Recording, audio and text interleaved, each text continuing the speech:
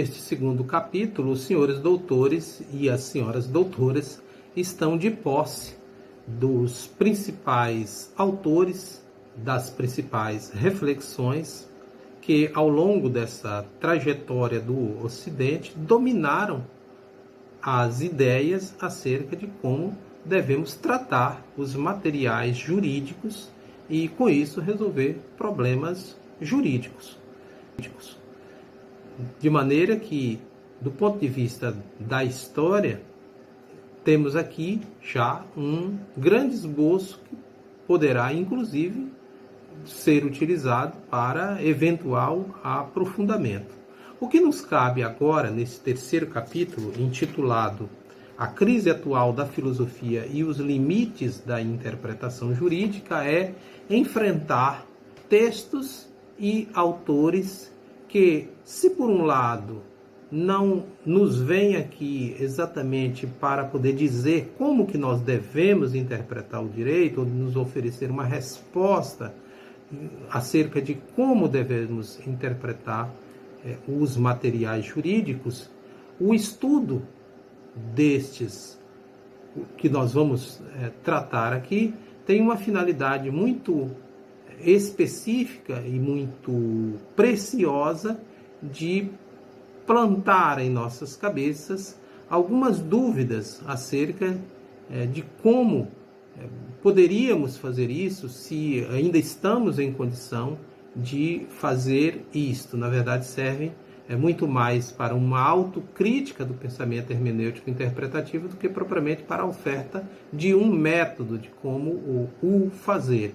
E vamos começar aqui exatamente por dois grandes autores que não são propriamente juristas, mas a forma como abordaram os conteúdos suscitam grandes atrações e atenções para os juristas levarem em consideração esses autores. Então, este aqui é o tópico que aqui está desta aula, a questão dos jogos de linguagem e dos falsos litígios. Reflexões sobre Wittgenstein e Lyotard. Os textos para leitura e aprofundamento, para além dos textos didáticos que aparecem por aí, no que diz respeito a Wittgenstein, o segundo Wittgenstein, das suas investigações filosóficas, aquela é uma tradução da Calouste Gulbenkian, uma excelente tradução, se tratando de Wittgenstein, e em se tratando de Lyotard, alguns livros, mas sobretudo um intitulado O Diferendo, na verdade, com o título do Diferendo, e mais alguns que dizem respeito aos estudos do autor francês acerca das moralidades pós-modernas. Pois bem, começando por Wittgenstein, já que Lyotard é um estudioso de Wittgenstein. Uma questão primeira a se anotar aqui é que uma forma de nós lidarmos com a contribuição de Wittgenstein, nomeadamente o segundo Wittgenstein, a reflexão sobre a interpretação no nosso tempo, é que a obra nos põe diante do abalo daquela concepção clássica de conhecimento. Falamos aqui naquela situação tal em que o autor irá colocar em dúvida aquela ideia do sujeito autônomo moderno, interiorizado, colocado internamente diante do mundo exterior e capaz de se autodeterminar diante desses materiais. Seria de uma outra forma de dizer, de uma negação de um conhecimento, de um conhecimento que pudesse representar a realidade, tal como, do ponto de vista da teoria do conhecimento, a teoria clássica do conhecimento, se transportava essa ideia de que conhecer era representar uma determinada realidade, representar mentalmente uma determinada realidade, algo que aqui vai negada. E vai negada no seu conjunto essa ideia, essa crença que alimentou a filosofia do Ocidente até, pelo menos até a idade, até a modernidade, essas proposições fundadoras e sólidas do conhecimento.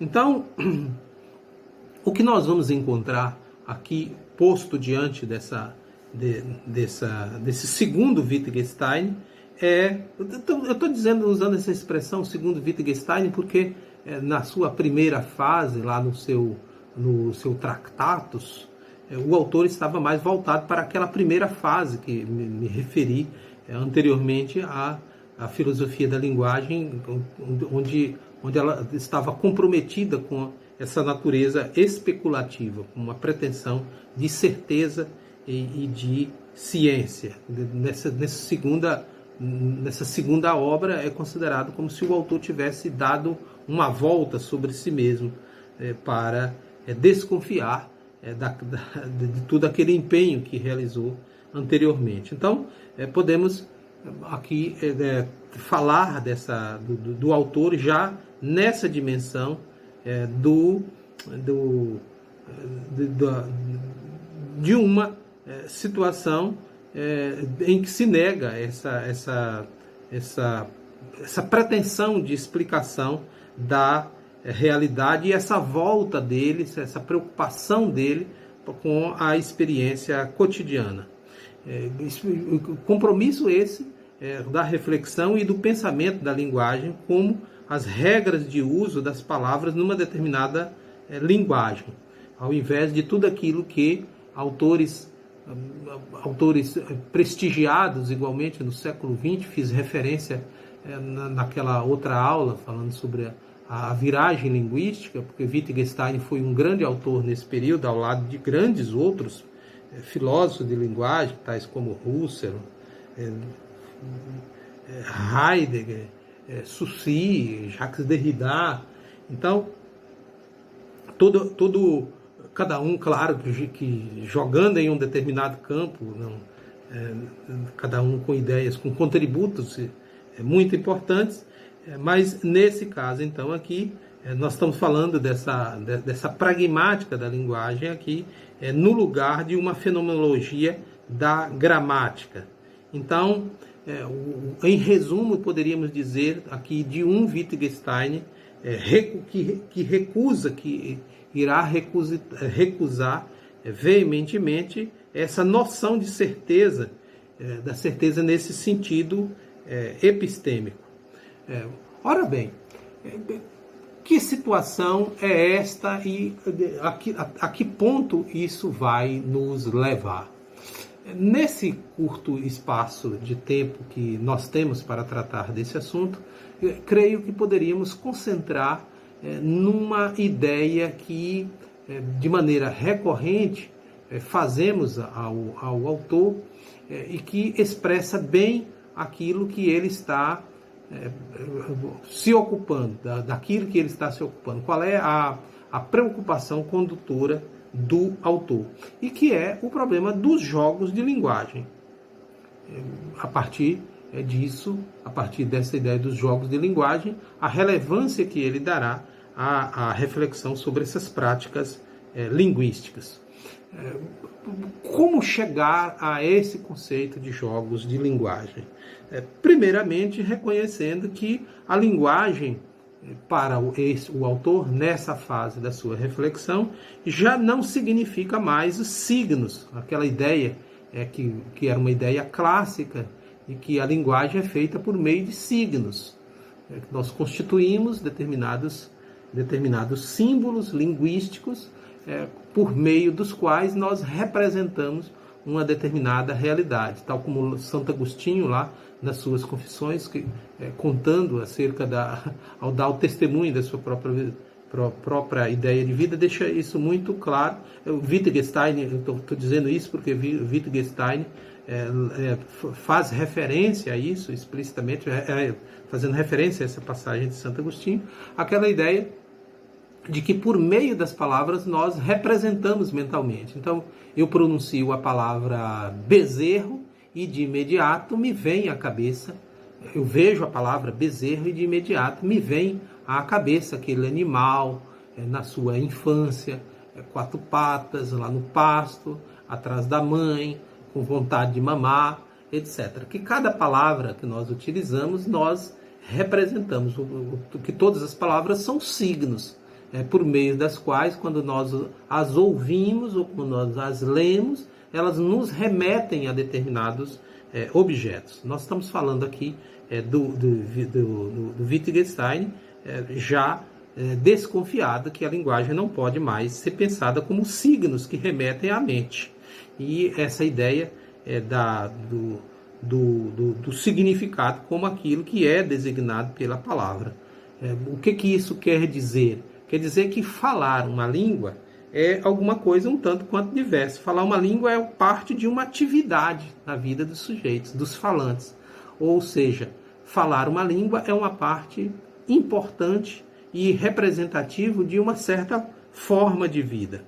Então, de uma maneira dita assim, de uma forma um pouco direta, interpretar, o exercício de interpretar é indissociável do contexto, de sorte que não há uma sistematicidade do significado.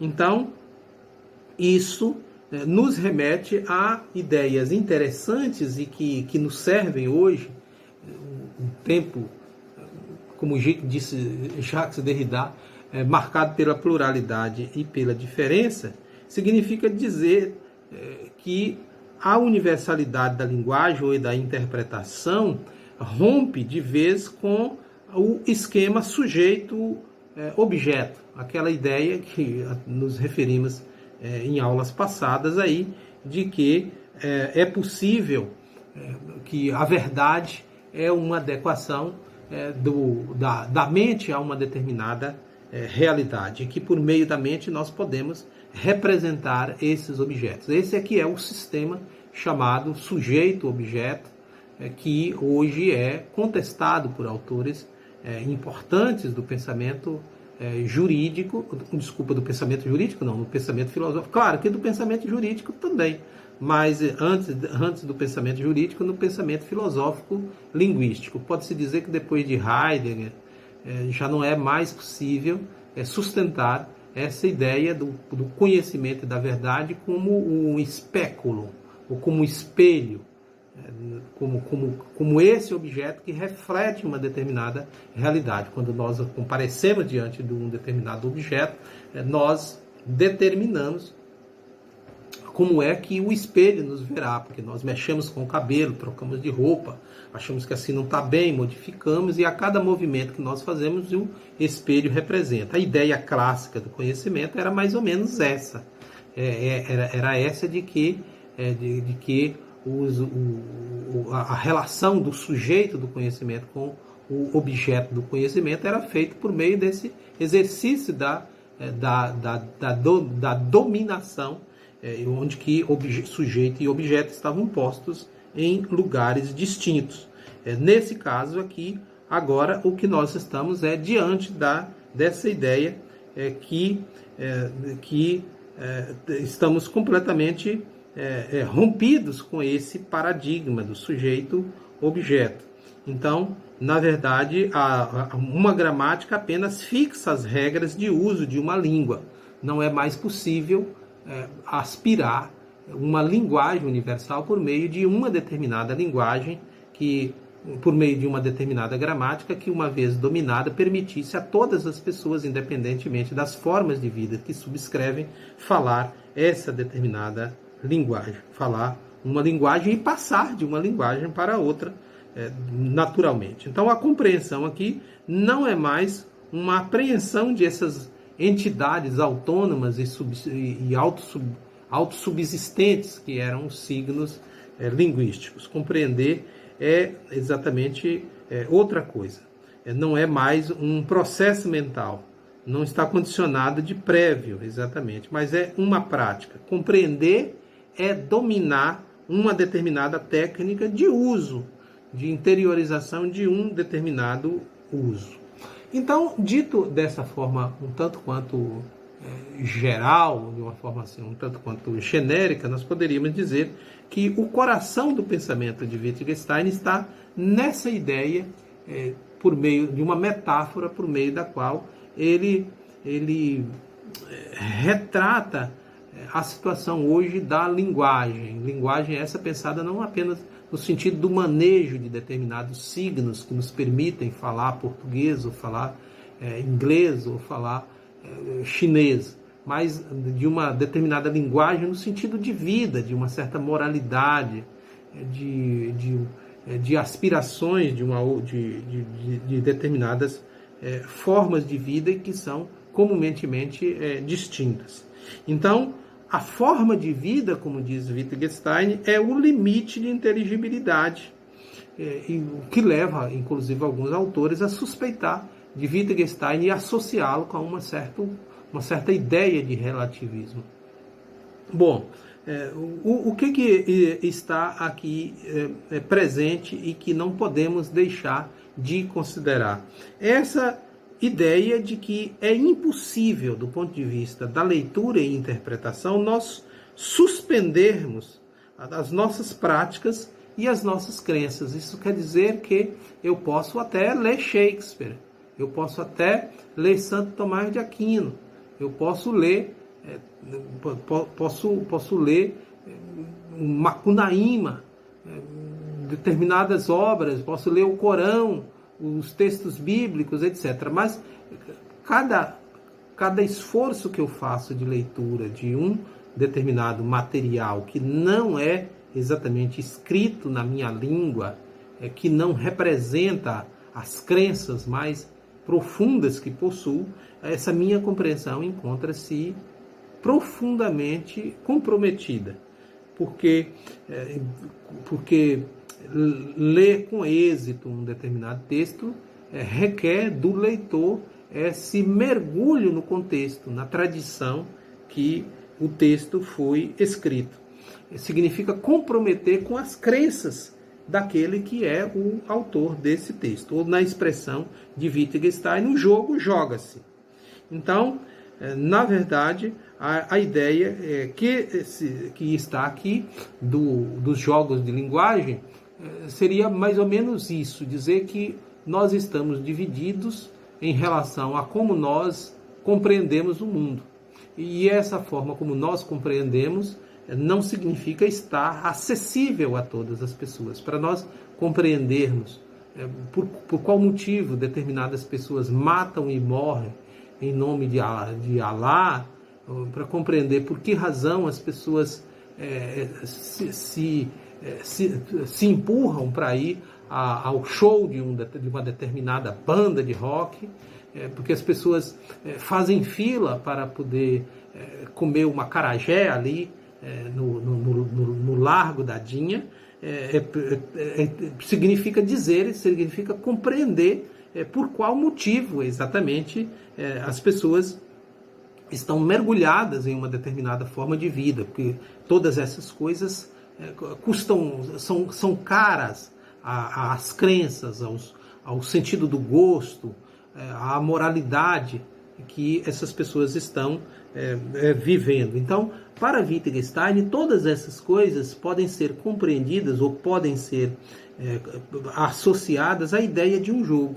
Quando nós comparecemos diante de uma partida de xadrez, por exemplo, nós olhamos ali dois jogadores compenetrados, bolando as suas estratégias, ou quando nós assistimos a uma partida de futebol, qualquer jogo, um jogo de baralho, truco, por exemplo, e enxergamos ali jogadores animados, compenetrados na atividade que realizam, essa atividade só faz sentido para quem joga, ou para quem entende o jogo, na verdade, diga-se melhor assim. O jogo faz sentido só para quem joga. Para quem não conhece o jogo é um absurdo. Nós não entendemos. Porque nós não entendemos, nós consideramos tudo isso um absurdo. Então, essa é a forma com a qual ele vê a situação hoje da linguagem, a estabelecer determinados limites para a compreensão, para a leitura e partilha das nossas impressões acerca dos textos. Daí que vem uma certa associação do autor com o relativismo, no sentido de dizer que Wittgenstein estaria dizendo que todas as interpretações, todas as formas de vida e, consequentemente, todas as interpretações seriam legítimas. Nós não estaríamos autorizados a realizar juízo de valor, críticas acerca de determinadas leituras. Há quem discorde disso, que Wittgenstein não é propriamente um filósofo do relativismo. Na verdade, o que ele está dizendo, o que ele estaria exigindo e indicando é um certo contextualismo, que toda leitura está situada a um determinado contexto. Não é possível mais ambicionar uma leitura a partir de um ponto de Arquimedes, a partir do qual a gente pudesse mover o mundo. Na verdade, seria uma espécie de, como dizia um velho professor da Faculdade de Letras da Universidade de Coimbra, com quem tive a graça de fazer essa disciplina da filosofia da linguagem na época do meu doutorado, o que nós podemos dizer mesmo com acerto em relação a Wittgenstein é um anticartesianismo. Na verdade, é essa indicação de que não estamos hoje mais em condição de ambicionar essa apropriação da verdade, como se os textos fossem escritos independentemente do texto, o leitor bem treinado e versado no domínio da gramática pudesse extrair a verdade que estava ali nesses textos. Pois bem, dito isto acerca de Wittgenstein, nos cumpre agora falar de François Lyotard, que é, na verdade, um grande leitor, foi um grande leitor de Wittgenstein e levou às últimas consequências a ideia do autor. O que o autor francês aqui tem a nos dizer?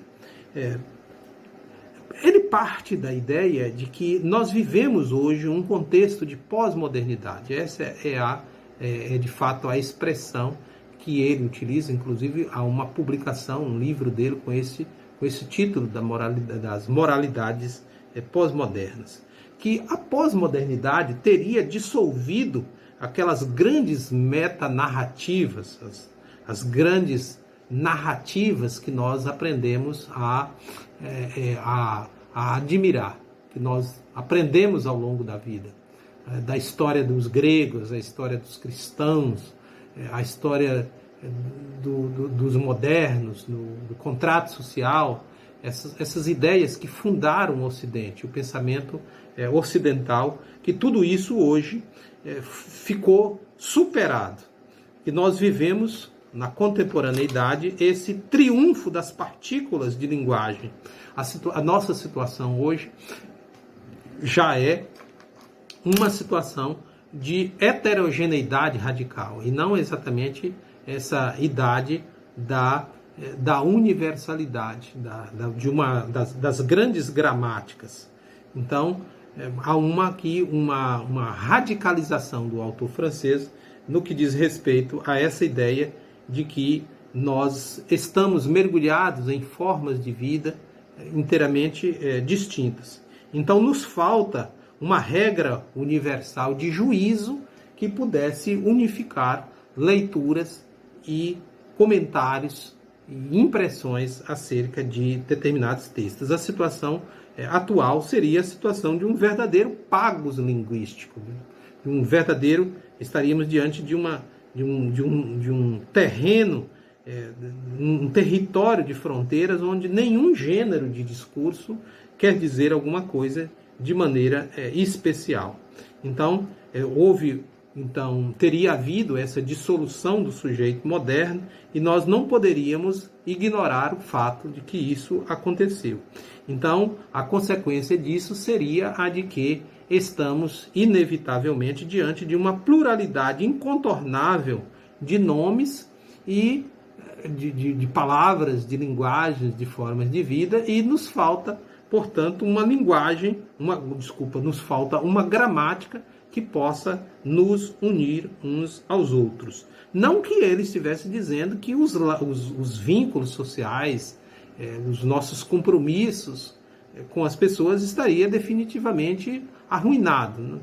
Não exatamente isso que ele está dizendo. Está dizendo que os vínculos sociais ainda continuam sendo estabelecidos de uma maneira significativa por meio da linguagem. A única coisa que ele quer dizer é que nos falta uma fibra comum que torne possível e bem-sucedido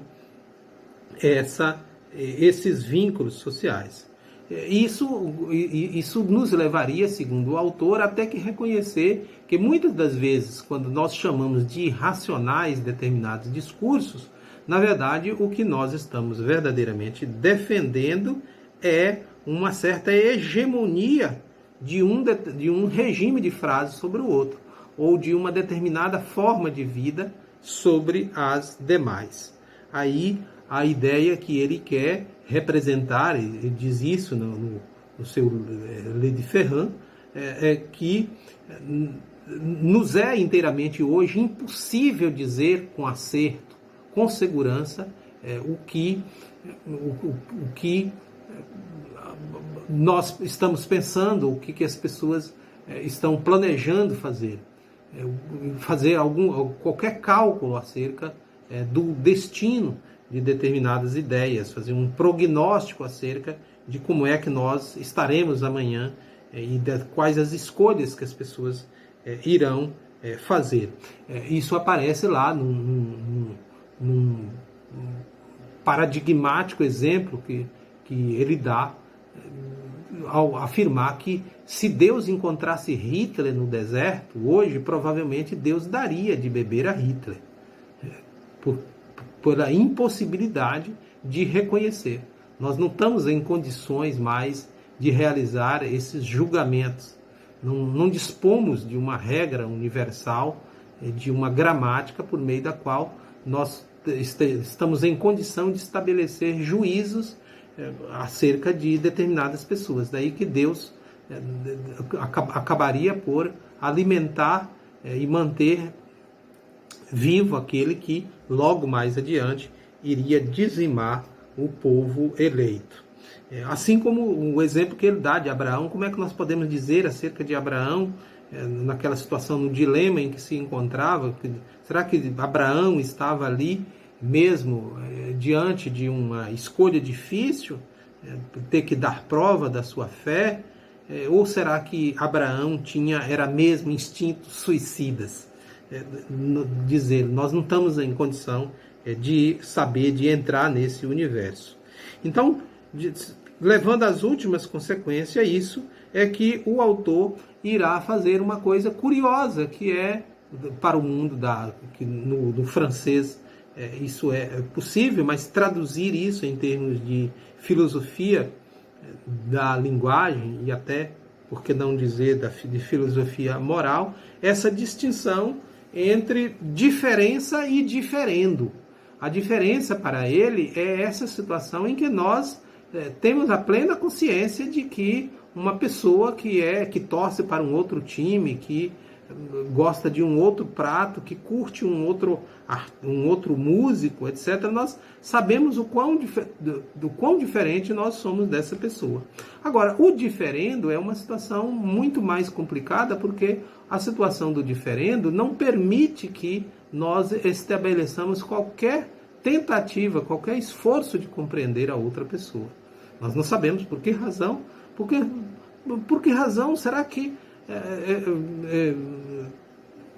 o meu vizinho torce e comemora com tanta vibração esse time, que não é exatamente o time que tem a maior quantidade de taças do campeonato nacional? Como é que pode ser um absurdo isso seria, claro, o reconhecimento de que há uma diferença entre mim e ele. Agora, a situação do diferendo é uma coisa muito pior, porque terminou o jogo, os torcedores de times adversários sentam e tomam cerveja. Isso é possível do ponto de vista da diferença. Agora, quando nós estamos diante de determinadas situações que não permitem esse tipo de diálogo, de tolerância, é que, para Wittgenstein, desculpa, para Lyotard, nós podemos falar no diferendo, da situação do diferendo ou dos chamados falsos litígios. Ou seja, é a submissão de uma determinada pessoa que não está em condição de compreender a minha língua, de compreender os meus códigos e a minha gramática, é constrangido a comparecer diante de um tribunal, de um julgador, a opinar sobre um determinado assunto que ela não compreende inteiramente. Isso é uma situação aqui de falso litígio, dizer, em que estaria impossibilitado, inteiramente impossibilitada uma relação jurídica, por exemplo. Quando nós falamos que um advogado peticiona, o outro contesta e o juiz julga, nós estamos partindo da premissa de que todos nós falamos uma linguagem, estamos em condição de compreender o que o outro está dizendo. Falar que nós estamos em situação de um falso litígio, de um diferendo, significa dizer que o advogado do réu não compreende o advogado do autor, e vice-versa. E a situação do juiz é uma situação tanto quanto mais delicada, porque se o autor não entende o réu não entende o autor, o juiz não entende nem o autor e nem o réu. A única coisa que permitiria o juiz falar ao final de todo mundo é apenas o lugar que ele ocupa na relação aqui no lugar do processo, e não exatamente uma certa qualidade, uma certa virtude que ele é dotado. De maneira que a situação aqui nos levaria a uma situação absurda, em que talvez a única coisa que nós pudéssemos fazer em termos dessa situação de heterogeneidade tão radical é respeitar o orgulho da frase, porque não há nenhuma possibilidade de nós recorrermos a um gênero de linguagem, de discurso superior que nos permita integrar de maneira suficiente. Daí uma certa atração que Lyotard exerce pelo gênero narrativo. Por qual motivo? Porque, para ele, o gênero político não é nem propriamente um gênero, porque o que o discurso político, na verdade, faz é uma pluralidade de linguagens que fica exposta aqui a um conjunto de incertezas, a uma discussão interminável. Daí que isso não preste verdadeiramente para resolver esse problema da diferença, porque nós estamos, é como se nós estivéssemos falando aqui num diálogo de surdos, onde nós temos uma situação e oposição discutindo um determinado assunto, mas ao fim e ao cabo se percebe que ambos estão falando, parece que em coisas completamente diferentes. Não é possível para ele também o gênero científico, o discurso científico, porque o discurso científico visa, na verdade, fixar os recursos legitimadores de um determinado texto, de determinado discurso, para que ele seja legitimado e reconhecido pela comunidade científica. Quando nós estudamos a ABNT para escrever os nossos textos, nós fazemos isso porque estamos convictos de que os demais cientistas subscrevem essa crença de que aquelas regras que nós obedecemos são regras indispensáveis, e a partir delas é que nós somos julgados quando os nossos textos são escritos. Então, diz François Lyotard, o gênero científico é esse que fixa as regras para que as pessoas que aspiram ser reconhecidas na comunidade científica obedeçam.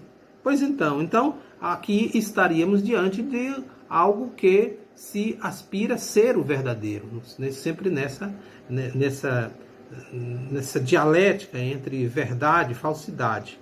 Mas a situação é que o gênero científico não envolve, diz Lyotard, todas as formas de saber. Existe saber para além da ciência, dirá ele. O problema da eficiência, o problema da beleza, o problema da justiça. Então, a verdade não é o único critério de sabedoria a ser levado em consideração. Daí que para ele, diante dessa situação de pluralidade e dificuldade, quase impossibilidade até em algumas situações, de nós conhecermos o outro na sua intimidade, nas suas convicções mais profundas, é que para ele o gênero narrativo talvez seja o único a nos oferecer algum alento. Por quê? Porque ele não pergunta quem nós somos, quem nós devemos ser. A única coisa que o gênero narrativo faz é testemunhar quem de fato nós somos. Então, quando nós contamos uma determinada história a uma determinada pessoa, ou quando nós falamos de nós mesmos a determinadas pessoas, isso não constrange a pessoa a fazer um juízo acerca de si própria.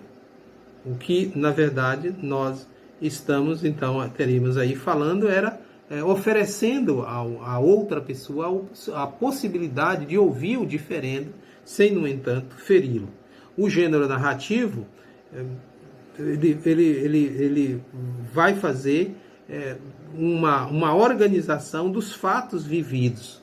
Ele não, quando nós contamos uma determinada história, nós contamos e não exigimos necessariamente que o ouvinte paute a sua vida segundo essas histórias. Eu posso contar uma história do filho pródigo, por exemplo, para uma determinada pessoa que nem cristã é.